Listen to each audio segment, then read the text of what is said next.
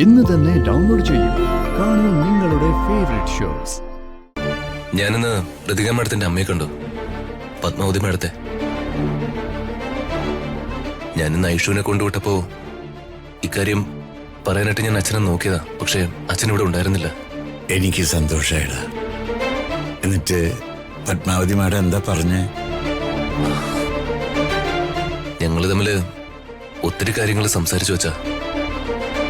അവരുടെ family life തകരാനുണ്ടായ കാരണം വരെ. പിന്നെ ഞാൻ ഋതിക മാഡമായിട്ടുണ്ടായ തെറ്റിദ്ധാരണയെക്കുറിച്ചും മാഡത്തോട് പറഞ്ഞു.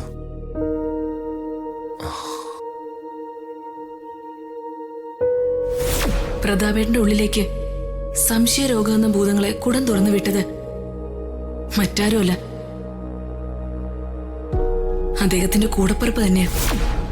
എന്നെ എന്റെ ഭർത്താവിൽ നിന്നും മകളിൽ നിന്നും അകറ്റേണ്ടത് അവരുടെ അജണ്ടയായിരുന്നു.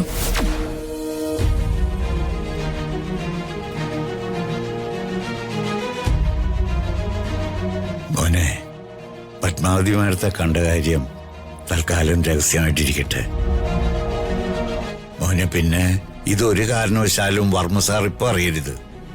പക്ഷേ അറിയണം പിന്നീട്. അവര് തമ്മിലുള്ള തെറ്റിദ്ധാരണകളും പ്രശ്നങ്ങളും മാറാൻ നിനക്ക് എന്ത് ചെയ്യാൻ കഴിയോ അതൊക്കെ ചെയ്യണം. അത് വളരെ ബുദ്ധിപൂർവമായിരിക്കണം.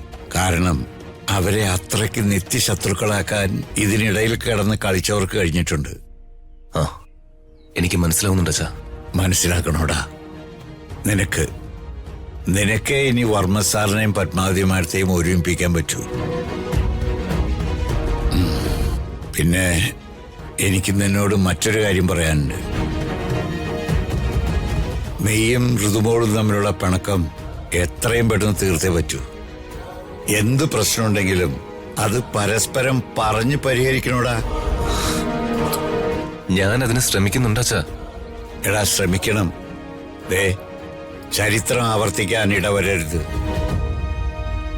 ചില കാര്യങ്ങൾ കാണുമ്പോ എനിക്കും പേടി തോന്നുക. പത്മാവതി മാഡത്തിന്റെയും വർമ്മ സാറിന്റെയും ജീവിതത്തിൽ സംഭവിച്ചതുപോലെ നിങ്ങളുടെ ജീവിതത്തിൽ സംഭവിക്കാൻ ഇടവരരുത്. അവരുടെ കുടുംബജീവിതം തകർക്കാൻ ശ്രമിച്ചവര് ഇപ്പോഴും ശക്തരായി തന്നെ ജീവിച്ചിരിക്കുക. അവര് നിങ്ങളുടെ ജീവിതത്തിൽ കയറി കളിക്കില്ല എന്ന് ഉറപ്പു പറയാൻ പറ്റുമോ? അതുകൊണ്ട് മോളുടെ മുമ്പില് നീ നിന്റെ ഹൃദയം തുറക്കണം. എടാ, അതൊരു പാവം കുഞ്ഞാടാ. അതിനെല്ലാം മനസ്സിലായിക്കോളും. പിന്നെ മറ്റൊരു കാര്യം കൂടി. എല്ലാ പ്രശ്നങ്ങളും പരിഹരിക്കുന്നതുവരെ പത്മാവതി മാഡം വർമ്മ സാറിന്റെ മുമ്പിലോ ആ വീട്ടിലെ മറ്റാരുടെയും കണ്ണിലോ പെടാൻ പാടില്ല. ഋതുമോൾക്ക് അവളുടെ അച്ഛനെ പോലെ തന്നെ അവളുടെ അമ്മയും വേണം. പത്മാവതി മാഡം വർമ്മ സാറിന്റെ വീട്ടിലെ ചിലരുടെ കണ്ണിൽപ്പെട്ട അവര് ഋതുമോളുടെ അമ്മയെ കൊന്നുകളയും. അതിൽ യാതൊരു സംശയവും വേണ്ട. ആളെ മനസ്സിലായല്ലോ? മനസ്സിലായ